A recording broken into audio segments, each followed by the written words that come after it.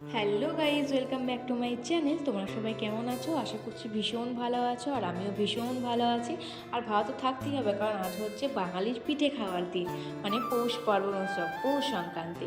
তো তোমাদের বাড়িতে কী কী পিঠে হলো সেটা একটু খবর দাও আমাকে।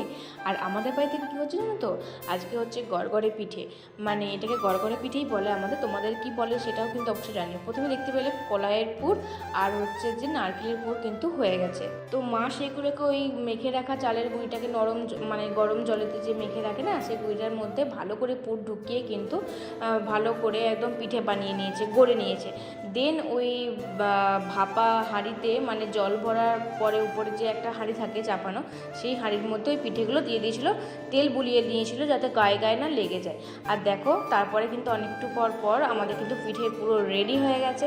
আর দেখতে যেমন হয়েছে, খেতেও সেরকম সুন্দর হয়েছে। আর আমি কিন্তু নারকেলের পুরটা খুব একটা ভালোবাসি না, কলাইয়ের পুরটাই বেশি পছন্দ করি, কিন্তু আমার ভাগ্যে মানে নারকেলের পুরটাই পড়েছে। তো যাই হোক, আমার ওই একটা দুটো ঠিকই চলে।